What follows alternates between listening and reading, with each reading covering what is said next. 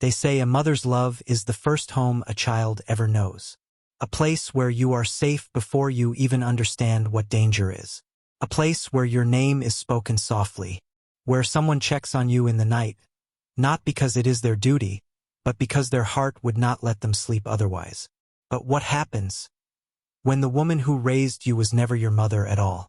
What happens when everything you thought was your life, your name, your family, your suffering, was built on a lie that someone else told long before you were old enough to ask questions? And what happens when the man the world sent to ruin you turns out to be the very one God ordained to find you? This is the story of Grace, a girl who was given away before she could speak her own name, who was made to sweep floors before she was old enough to understand why no one in that house ever held her, who was framed for a crime she never committed, who was sold like property by the people who called themselves her parents. And this is the story of what happens when heaven finally decides, enough. Stay with me. This one will shake you. Grace Mensah was 22 years old when she walked out of the correctional facility on a Tuesday morning. She had no phone, no money in her pocket, no one waiting at the gate. The officer who processed her release handed her a small brown envelope containing the few things she had entered with 2 years ago. A folded piece of paper, a photograph worn soft at the edges, and a ring that had belonged to the old woman she had always called her grandmother. She held the envelope against her chest and stood outside the gate for a long moment. The road stretched before her, dusty and indifferent. The sun was already fierce. Somewhere behind her, the iron gate clanged shut. She did not cry. She had used up all her tears long ago. Grace was not a criminal. She had never been one. But she had spent the last 2 years in a place designed to make you forget that. A place where the days blurred together and the only thing keeping you sane was the quiet, stubborn belief that somewhere beyond those walls, the truth was still alive and waiting. She believed it. She had to. It was all she had. You see, Grace had been raised by the Mensah family in a mid-sized town. A merchant family known in their neighborhood for their textile business, their church attendance, and their reputation as responsible, upright people. None of those things were true. Raymond Mensah, the man she called father, was a calculating opportunist who had built his business on shortcuts and borrowed money he never intended to repay.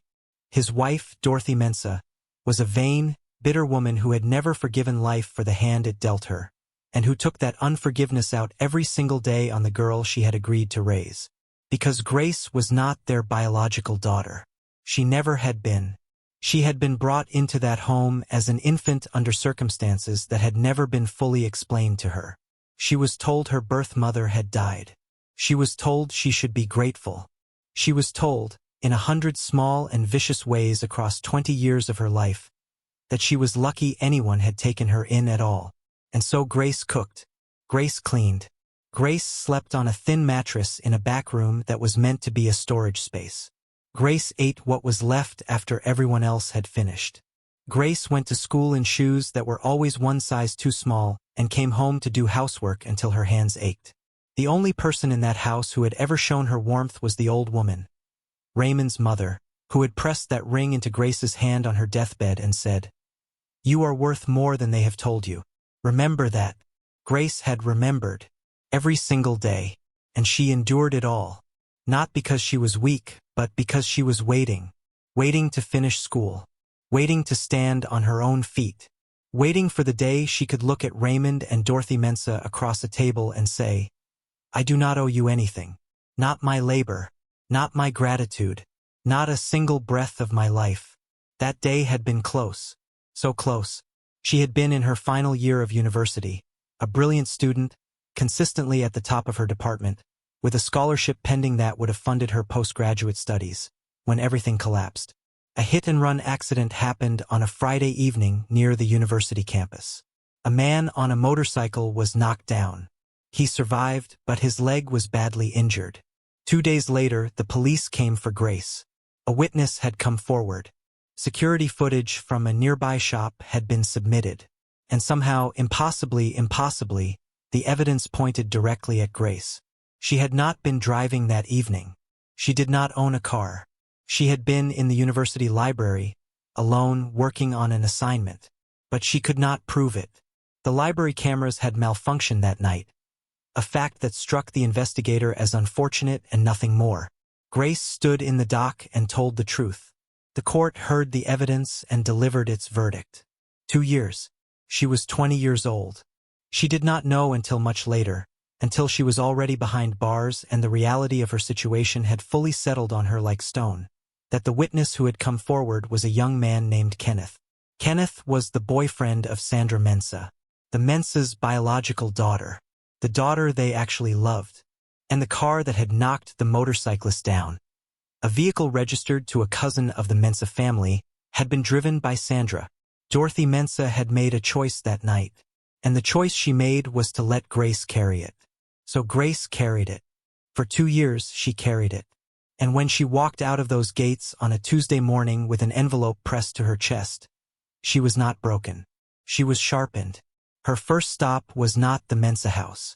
It was the small buka at the edge of the market road, run by an old woman named Mama Cecilia, who had known Grace since she was a child and who had never once looked at her with pity, only with the steady, quiet warmth of someone who saw exactly who you were. Mama Cecilia was behind her counter when Grace pushed open the wooden door. She looked up. She set down the spoon she was holding. And then she came around the counter and held Grace for a long time without saying a word. When she finally pulled back, she looked at Grace's face carefully. The way you look at something precious that has been through weather. You look thin, she said. I am fine, Mama Cece. You look thin and you are lying to me, the old woman said, and went back around the counter to begin filling a plate. Grace sat on the bench by the wall and ate. Slowly at first, then with the quiet desperation of someone who has been surviving on portions too small for too long. Mama Cecilia sat across from her and watched without comment. I am going to the Mensah house today, Grace said when the plate was half empty. Mama Cecilia said nothing.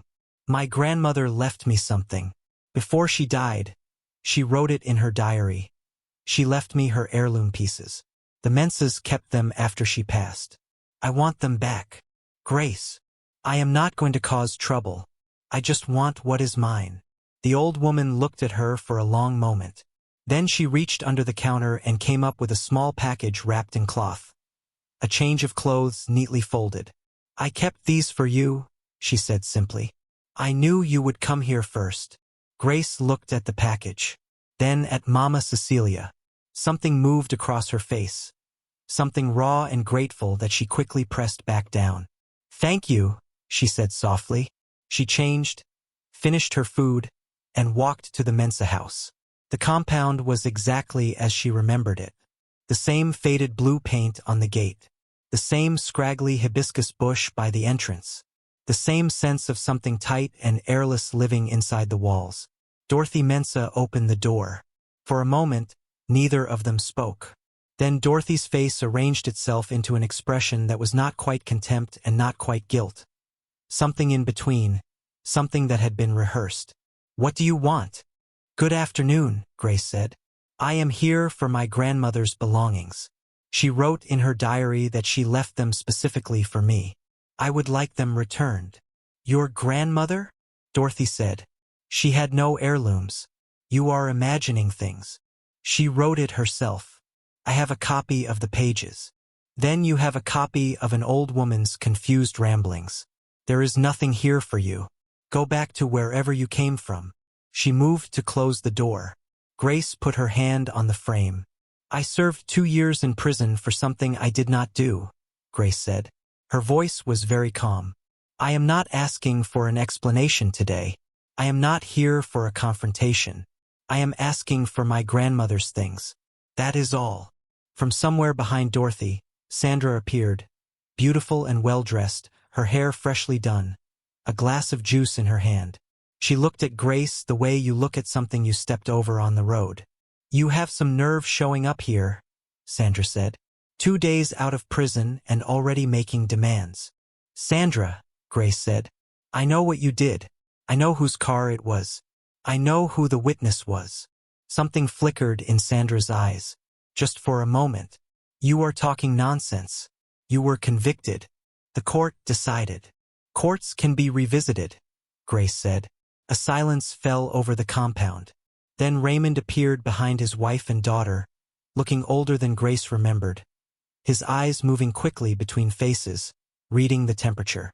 "Grace," he said, with the careful warmth of a man who knows he has done wrong and is calculating the cost. "Come inside. Let us talk."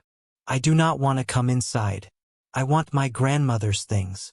"Those items belong to this family," Dorothy said. "They belong to me."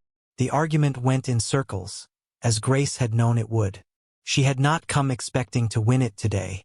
She had come because she needed to look at this house and these people one more time with clear eyes. She needed to understand exactly what she was fighting and exactly what she intended to take back. She left without the heirlooms, but she left with something else. A cold, settled clarity about what the next chapter of her life would look like. She was walking down the road, the afternoon sun pressing on her shoulders, when she heard the noise. Convoy. 3, 4, 5 sleek vehicles moving slowly down the street, black, polished, unhurried. People had stopped on the road to look.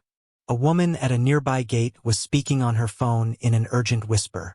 Grace stepped aside to let the convoy pass. The last vehicle stopped. A window came down. A man looked at her. Not a glance, a look. Sustained. Deliberate. He was perhaps 30, perhaps a few years older. Dark-complexioned, with a face that was handsome in a stern, unsmiling way. The kind of face that made it very clear this was not a man who did anything by accident. Grace met his eyes. Did not look away. Then the window went back up and the convoy moved on. She stared after it for a moment. Then she shook her head and kept walking. She did not know his name yet. She did not know that inside that vehicle, a man had just decided that what he had been reading about in a case file for the past several months had a face now, and that face had changed something in him. She did not know that by the time she arrived back at Mama Cecilia's with dust on her shoes and nothing to show for the afternoon, a phone call had already been made about her. She did not know any of it. She was just a girl with a brown envelope and an old woman's ring and a fire she had been carefully keeping alive for 2 years. The following week, Grace found work at a catering company that supplied food to corporate events. It was temporary, underpaid, and exhausting, but it was honest, and it gave her a place to be during the days while she figured out the next step. It was at one of these events, a private dinner held in a large, well-appointed hall on the other side of town, that it happened. Grace was working the service line, moving quietly between tables with a tray, when Sandra Mensah walked in. She was not alone. She was on the arm of a broad-shouldered man named Felix Boateng, the manager of a mid-tier import business, a man known in certain circles for having money, a mediocre character, and a specific kind of interest in young women that he dressed up as generosity. Sandra spotted Grace almost immediately, and something in her face shifted, that particular pleasure that certain people feel when they see someone they believe is beneath them. She steered Felix deliberately to Grace's section. "Well," she said, as Grace refilled a glass near their table. "Look at this. Prison did not teach you any marketable skills after all." Grace did not respond. She kept her eyes on her work. "Careful with that tray," Sandra continued. "Last time you were near a vehicle, someone ended up in hospital." Grace set the glass down, picked up her tray, turned to move to the next table. Felix Boateng reached out and caught her wrist. "Do not be rude," he said, smiling in a way that was not friendly. "Your sister is talking to you." "She is not my sister," Grace said quietly. "Please let go of my wrist." He did not let go.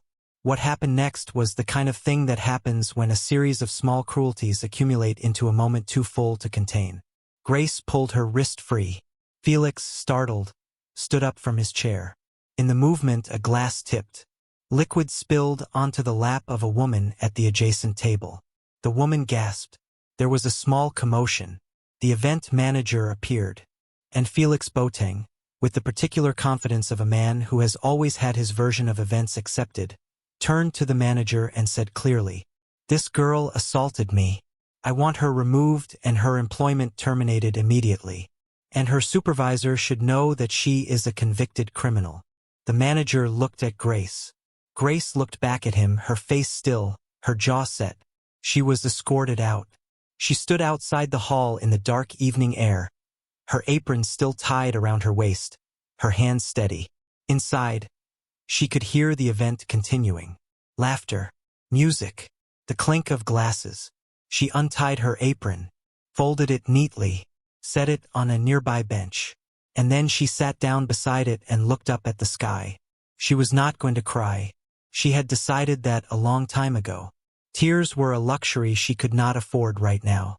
Later, when this was all over, when she had reclaimed everything that had been taken from her and the people who had stolen it had answered for what they did, then she could cry. Then she could afford to feel it all. But not tonight. Why are you sitting in the dark? She turned. The man from the convoy was standing a few meters away, in a well-cut suit, with a glass of water in his hand and an expression on his face that was carefully neutral. Grace stared at him.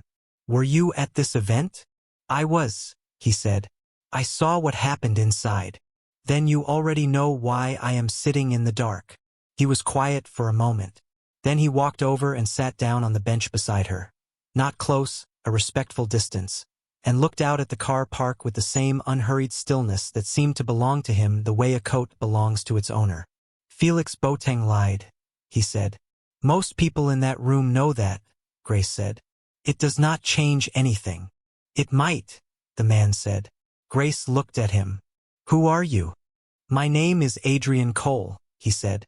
She did not recognize the name. Not then. She would later. Everyone would. Why are you out here? She asked. Because someone worth paying attention to is sitting in the dark, he said simply.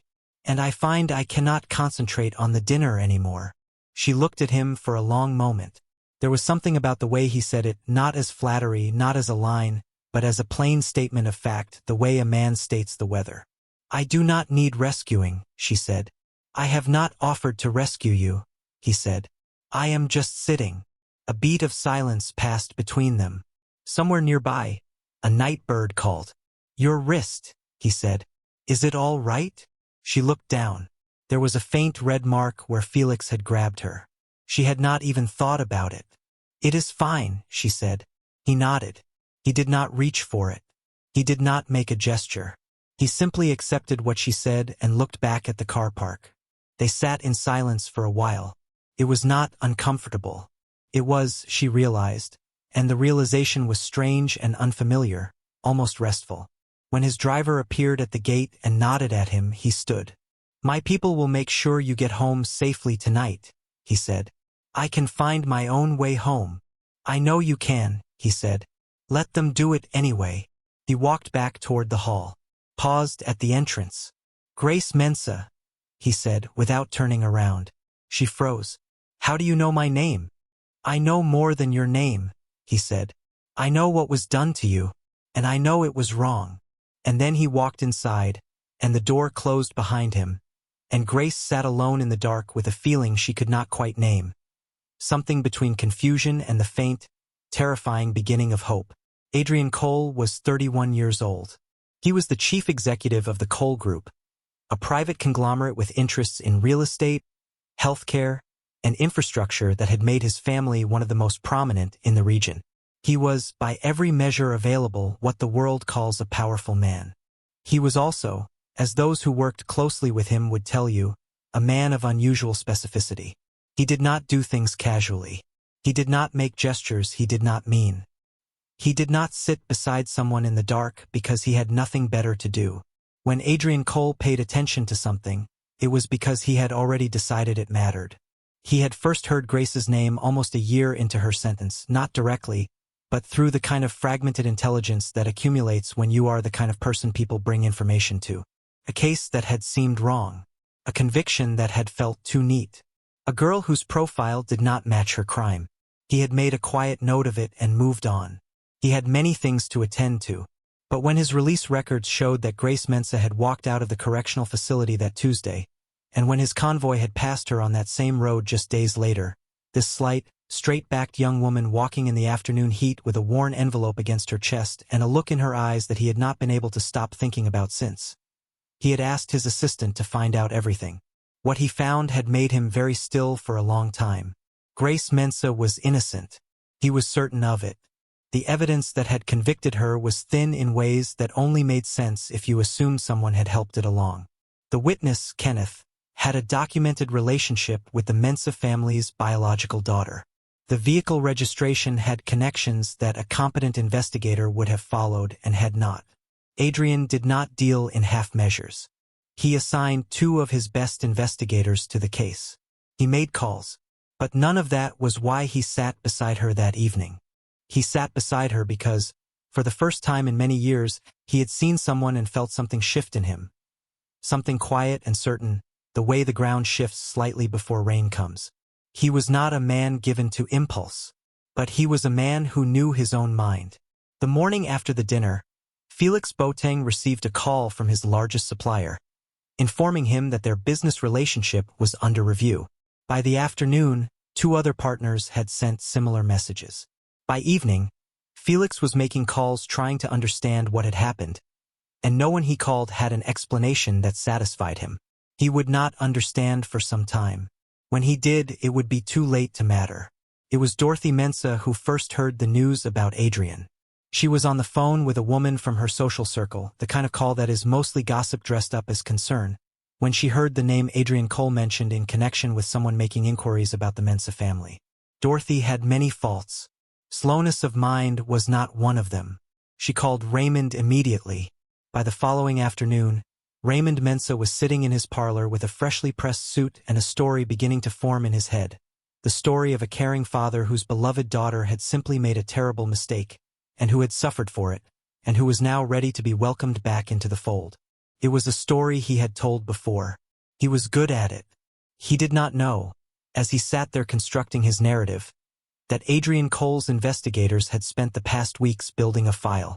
He did not know that this file contained bank records, phone logs, a sworn statement from the motorcyclist who had been hit, who had, after much hesitation, agreed to speak, and testimony from 3 people who had seen Sandra's car on that road on the night of the accident. He did not know any of it. What he did know was that Felix Boateng had come to him with an offer. Felix wanted grace. He framed it differently. He spoke about stability, about opportunity, about giving the girl a future. But the offer was what it was. He was willing to pay the Mensas a significant sum of money in exchange for their agreement to arrange a union between himself and Grace, a thing they could present to her as a family decision. Raymond Mensa thought about it for less time than it should have taken. He called Grace.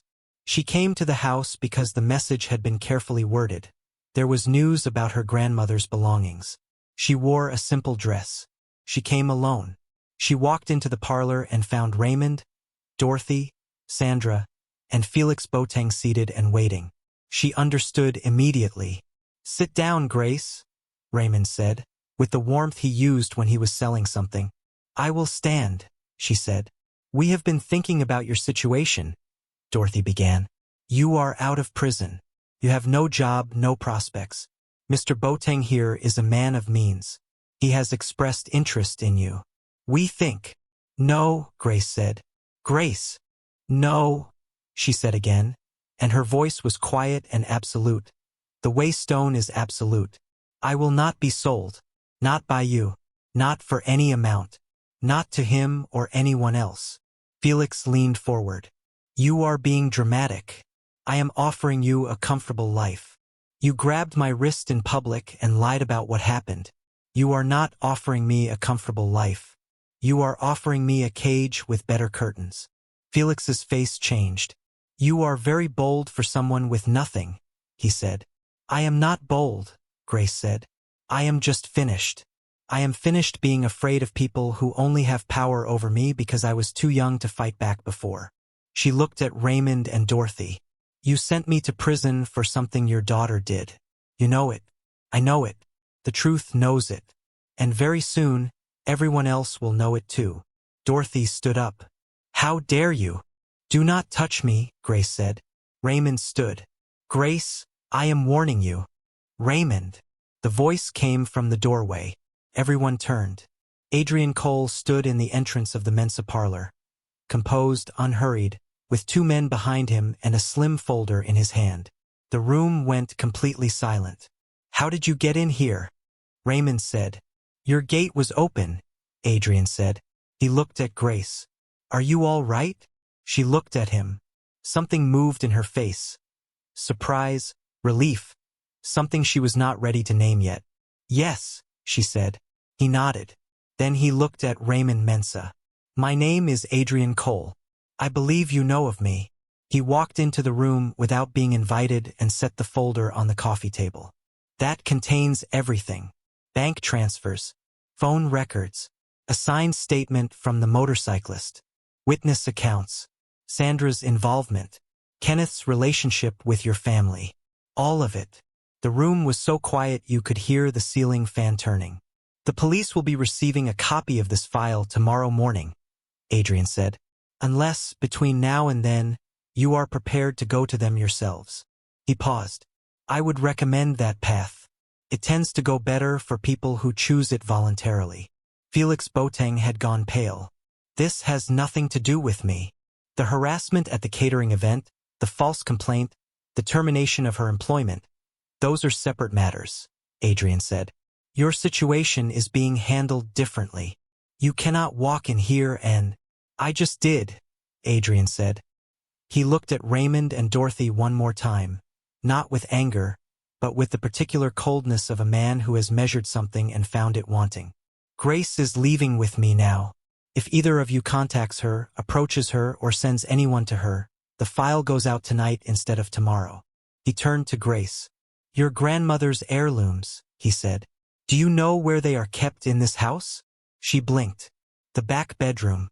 The wardrobe on the left side. He looked at one of his men. The man walked down the corridor without a word. Dorothy made a sound, half protest, half something else. Those belong to… she started. They belong to Grace, Adrian said. Not loudly, just finally. The man returned with a wooden box, a small cloth bundle, and a jeweler pouch. He handed them to Grace. She held them against her chest, the way she had held the brown envelope outside the prison gate, and looked down at them for a moment. She did not cry, but it was a near thing. Let us go, Adrian said softly, and Grace walked out of the Mensah house for the last time. They drove in silence for the first few minutes. Grace sat in the back seat of the vehicle with her grandmother's things on her lap, looking out the window at the town moving past.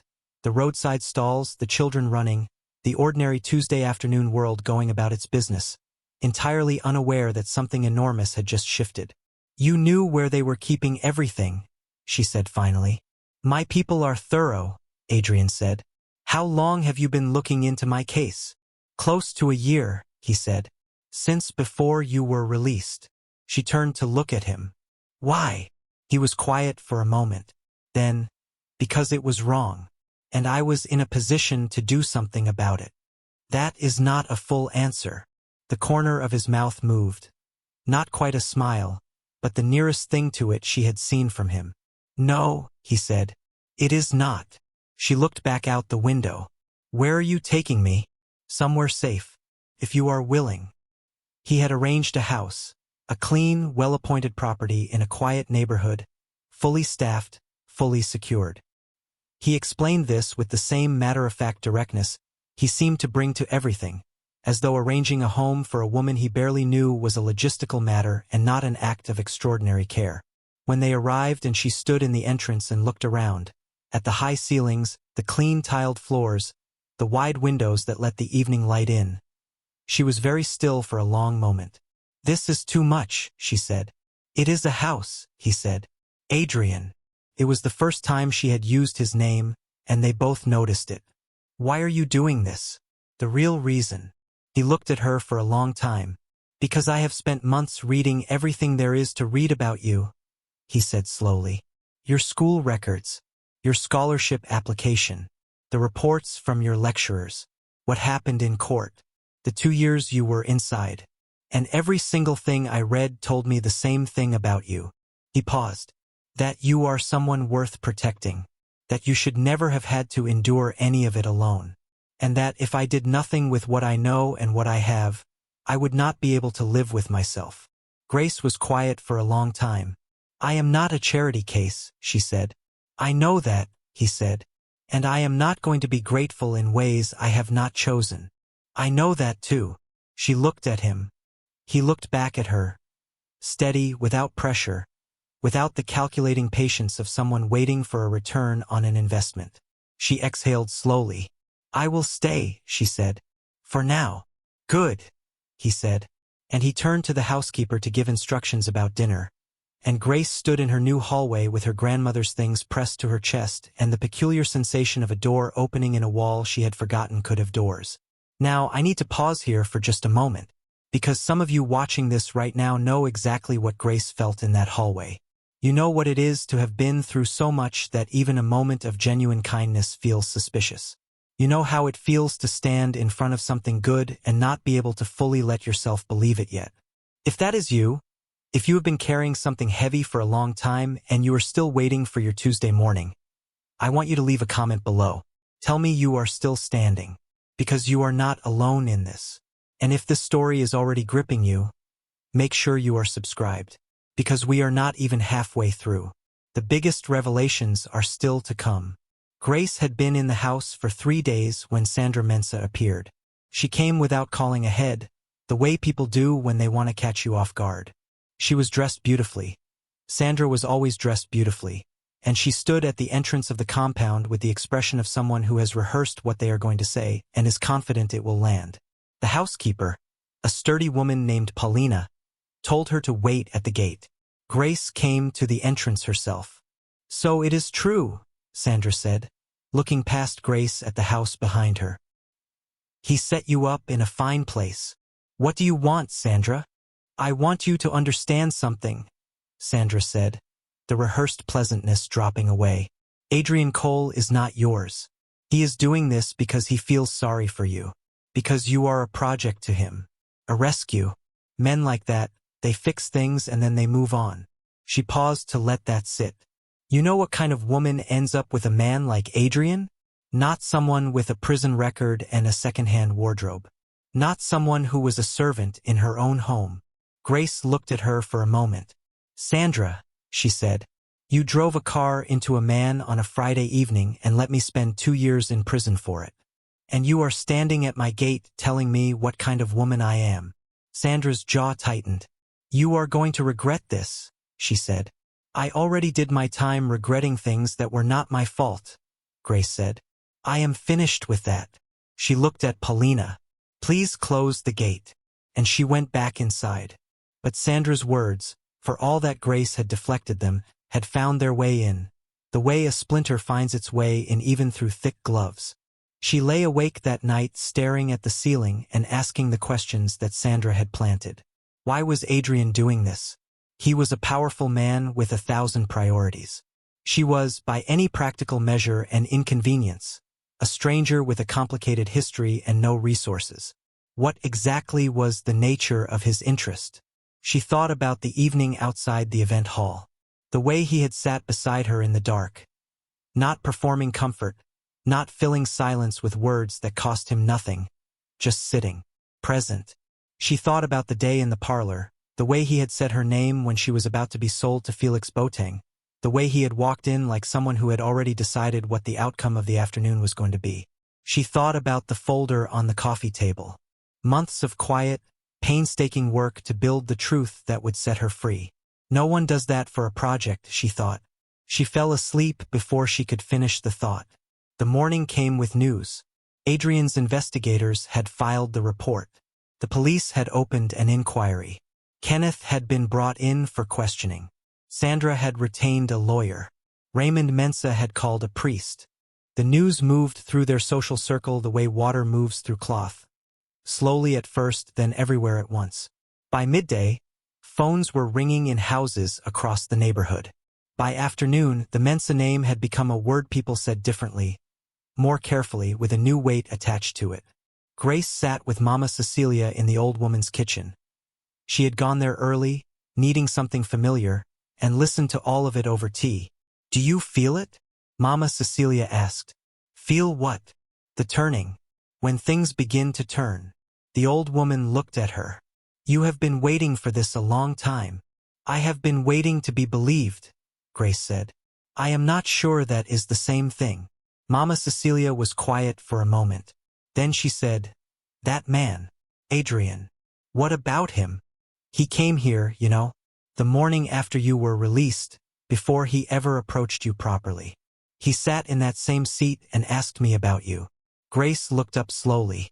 What did he ask? He asked what you were like, the old woman said. Not what had happened to you. Not what you looked like. He asked what you were like, your character. Grace stared at her. I told him the truth, Mama Cecilia said simply. That you are the kind of person who, when she was 12 years old and the Menses treated her like a servant, used to come here and quietly help me clean up after the evening customers without being asked. Not for money. Not to impress anyone. Just because it needed doing and you were there. She paused. He was very quiet when I told him that. Then he thanked me and left. Grace looked down at her tea. He is not going to hurt me, she said. It was not quite a question. No, child, Mama Cecilia said. He is not. It was Adrian who told her the second thing. The bigger thing. He sat across from her in the sitting room of the house one evening, with a file on the table between them and an expression that was the most serious she had yet seen on him. I need to tell you something, he said, and I need you to hear all of it before you respond. She looked at the file. What is this? This is about you, he said. About where you came from. She was very still. When I began investigating your case, he said, my people found inconsistencies, not just in the accident, but in your personal history, the story of how you came to be with the Menses. There were gaps, things that did not add up, and so I widened the investigation. He opened the file. He turned it toward her. She looked down at the pages. Her eyes moved slowly across them. Medical records, a birth record, a date, 2 names she had never heard before, and a DNA report. There is a couple, Adrian said carefully. Their names are Robert and Helen Addo. They are the founders and owners of the Addo Foundation, one of the most significant philanthropic organizations in the region. Robert Addo also chairs the Addo Group. He paused. 22 years ago, Helen Addo gave birth to a daughter. That child was taken from the hospital before the family could bring her home. The official story given to them was that the infant had not survived. But she did survive. She was given away. Grace had not moved. The woman who gave you to the Menses, Adrian continued, was a distant relative of Helen Addo's family. A woman who had access to the hospital, who needed money, and who made a decision that changed everything. He stopped. Grace, you are Robert and Helen Addo's daughter. The room was absolutely silent. Grace looked at the DNA report. Her name at the top, another name below it, a percentage, a conclusion stated in the flat, certain language of science. Her hands were completely still on her lap. Everything else in her was not. They know, she said. Her voice was very quiet. They have been looking for you for 22 years, Adrian said. When my report reached them last week, they were in this city within 2 days. She looked up at him. They are here. They are here. The silence stretched between them. Grace stood up. She walked to the window. She stood with her back to him and looked out at the evening garden, the trees, the last of the light on the grass, and she breathed. This was the moment she understood that everything she had ever suffered had been building toward, or maybe not building toward, because suffering does not work that way. It does not earn you things. It does not have a point. But this was the moment at the far end of all of it. The place where the road she had been walking, against her will, in borrowed shoes, carrying grief that was never supposed to be hers, had finally brought her. She was not an abandoned child. She was not the unwanted one. She was not the girl who should be grateful for whatever scraps she was given. She had a mother, a father, a name she had never known. She had been stolen. When she turned around, her face was wet and she had not noticed. Adrian stood up from his chair. He did not say anything. He simply crossed the room and stood near her, not close enough to intrude, close enough to be there. When? She said. When can I meet them? Whenever you are ready, he said. They have been waiting 22 years. They can wait as long as you need. She wiped her face with the back of her hand. She let out a breath that seemed to come from somewhere deep below language. Tell me about them, she said. And he sat back down, and she sat beside him, and he talked about Robert Addo's quiet dignity, about Helen's habit of speaking about their daughter in the present tense even after 2 decades, about the room in their house that had sat untouched for years because neither of them could bring themselves to change it.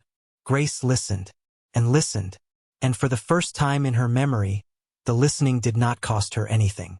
She met them on a Sunday afternoon.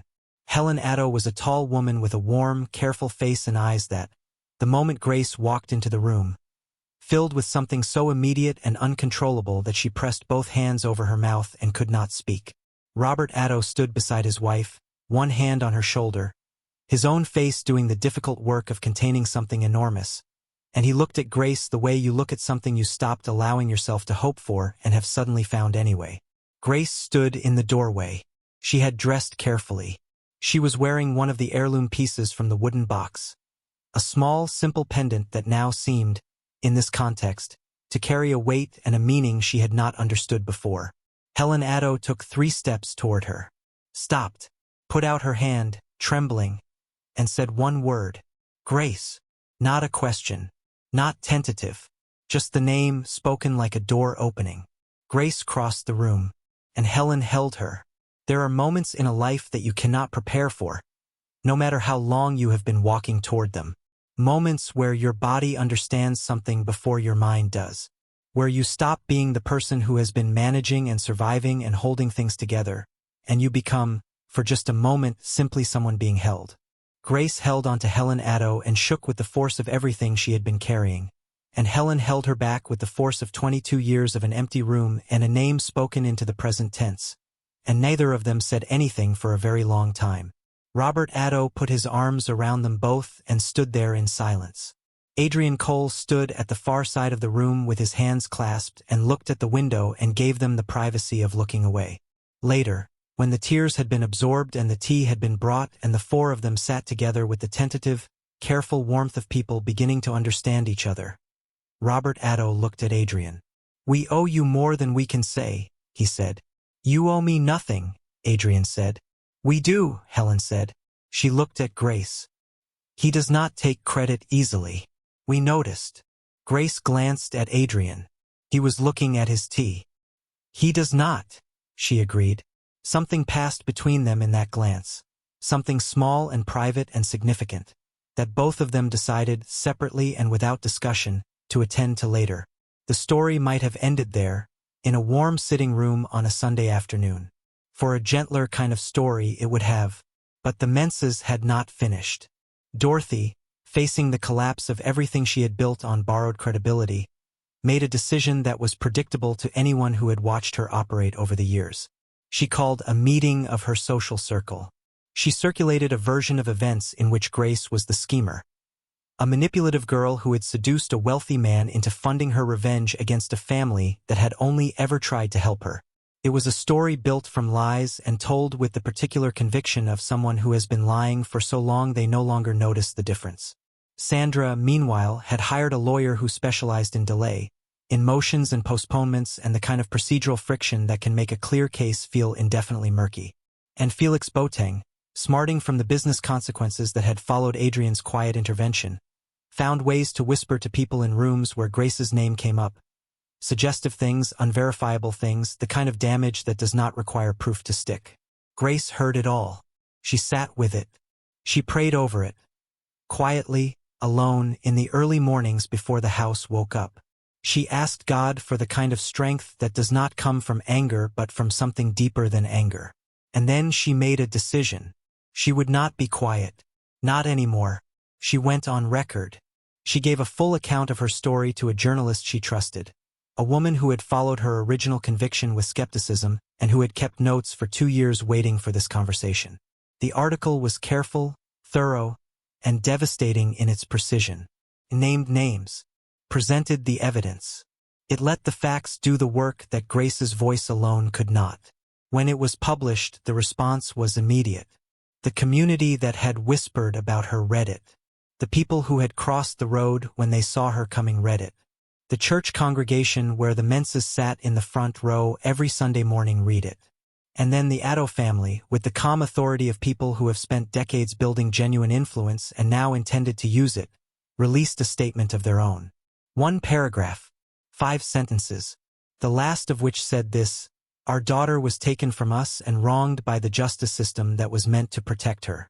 We intend to see this corrected in every way available to us under the law." That was a Sunday. By Tuesday, Sandra Mensah had dismissed her lawyer and was cooperating with investigators. By Thursday, Kenneth had made a full statement. By the following Monday, charges had been filed. It did not fix the 2 years. Nothing would fix the 2 years. Grace knew that. She had known it from the first morning she walked out of the facility with a brown envelope and no one at the gate. You do not get time back. You do not get back the scholarship, the postgraduate studies, the ordinary Tuesday evenings that were supposed to be yours. But you can have truth. You can have your name returned to you clean, whole, yours. Grace had that now. It was Paulina, the housekeeper, who had a gift for bluntness and no patience for anything unnecessary, who finally said it. "That man is in love with you," she told Grace one morning over breakfast. "He has been in love with you since before you got here. The whole house knows it." Grace looked at her. "Paulina, I am just saying what is true," Paulina said, and went back to her work. Grace thought about it that day. She thought about it in the way she had begun to think about Adrian, carefully, slowly, turning it over in her mind the way you turn over something fragile to check if it is real. He had not rushed her.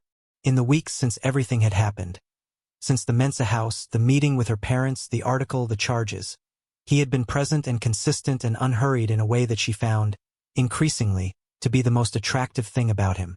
He did not perform interest. He simply showed up. He asked questions and listened to the answers. He remembered things she said. He had driven her one evening to the correctional facility just to drive past it because she had said once that she wanted to see it from the outside, the way a person needs sometimes to look at the thing that hurt them from a safe distance, to confirm that they are no longer inside it. He had not said anything when they drove past it. He had just driven and glanced at her once, and when she said thank you he had nodded and turned toward home. She thought about all of it that evening. Then she went and found him in the study, where he was working through papers with the focused quiet that was characteristic of him, and she stood in the doorway. He looked up. "I want to ask you something," she said. "Ask." "That evening outside the hall. You came and sat beside me. Why that moment? You had the file already. You could have approached me formally through a lawyer, through my parents' investigators, through 100 official channels." She paused. "Why did you come and sit beside me in the dark?"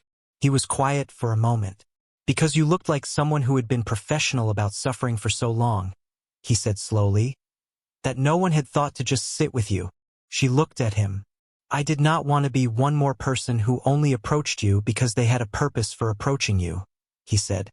"I wanted to be someone who sat beside you because you were there." She was quiet for a long moment. "I am afraid," she said. "Of what?" "Of this. Of what this is becoming. I have not had people stay. I do not have a good history of people staying." He stood up from the desk. He walked across the room and stopped in front of her. "Grace," he said, "look at me." She looked at him. "I have known you for a matter of weeks," he said. "In that time I have watched you walk back into the house that broke you to ask for what is yours. I have watched you receive news that would flatten most people and stand up under it. I have watched you meet your parents for the first time and handle the enormity of that with more grace, and I use that word deliberately, than I think I have ever seen from anyone." He paused. "I am not going anywhere. I do not know how to say it more simply than that." She looked up at him. "I spent 22 years not knowing my real name," she said. "My real family. My real story. A beat. I do not want to spend any more time not knowing what this is." He was very still. "Then I will tell you what this is," he said quietly. "This is me asking, with everything I have and everything I am, if you will let me be your person." She exhaled. Something in her that had been held tightly for a very long time, for years, maybe for as long as she could remember, released. "Yes," she said. He reached out and took her hand. Not dramatically, just held it. And for once in her life, Grace let herself be held without checking for the door. 3 months later, the Addo family held a gathering. It was not a party exactly, though there was food and music and light and the kind of warm, inclusive noise that happens when people who genuinely like each other are put in a room together. It was more precisely a celebration of a daughter returned, of a truth vindicated, of a family made whole again. Grace stood in a garden full of people who were smiling at her. Not the careful, sideways smiles of people who know your story and are managing their discomfort, but the open, uncomplicated smiles of people who are simply glad you exist. Her mother found her at the edge of the garden, a little removed from the crowd, looking at the sky. "You are somewhere else," Helen said. "I am right here," Grace said.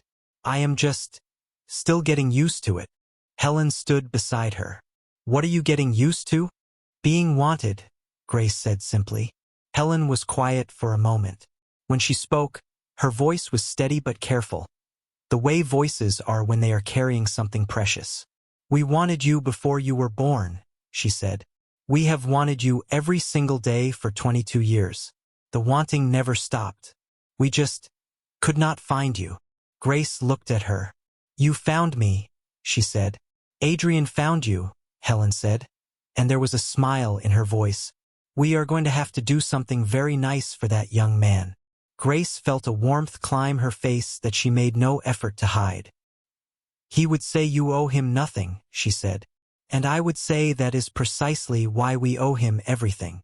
Helen looked across the garden to where Adrian stood talking with Robert, the two of them in easy conversation, and she watched them for a moment.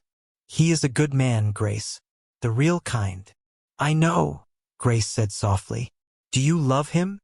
Grace looked at him across the garden, at the way he stood, the way he listened, the way he happened at that moment to look up and find her eyes across the crowd without seeming to try, and the way something in both of them settled when he did. "Yes," she said, "I do." Across the city, in a house that felt smaller than it used to, Dorothy Mensah sat in her parlor among legal documents and the quiet wreckage of a reputation she had spent decades maintaining. Sandra was facing trial. Kenneth had spoken.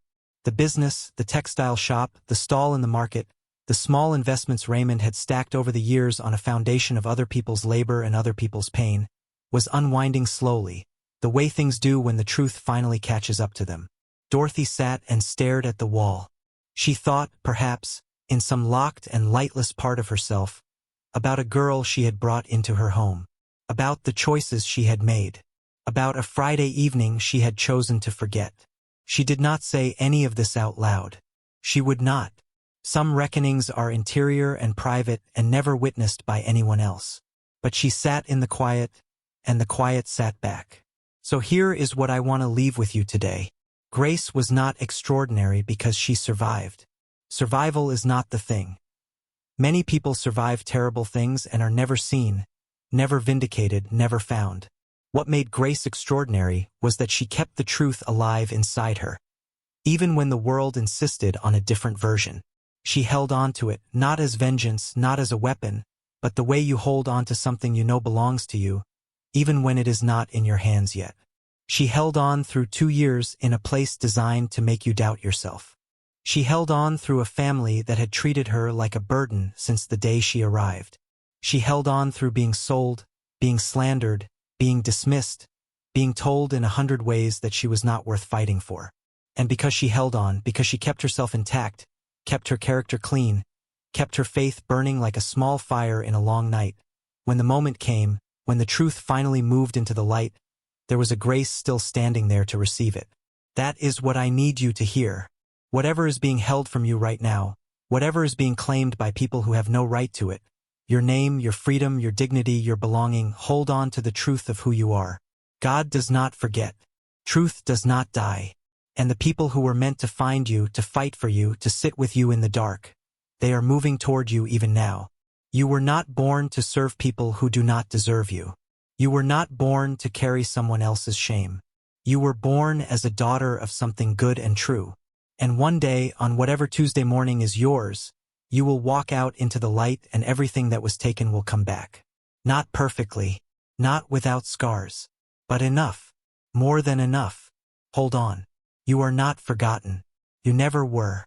If this story moved you, if you watched it all the way to the end, please drop a comment below and tell me, what part hit you the hardest? Was it Grace walking out of those gates alone? Was it the moment she met her mother? Was it the evening in the study when she finally let herself be loved? Tell me. I read every single one. And if you are sharing this with someone today, someone who needs to hear that the forgotten ones always rise, share it right now. Let them know. Thank you for watching African Tales by Charlie. Like, subscribe, and I will see you in the next one.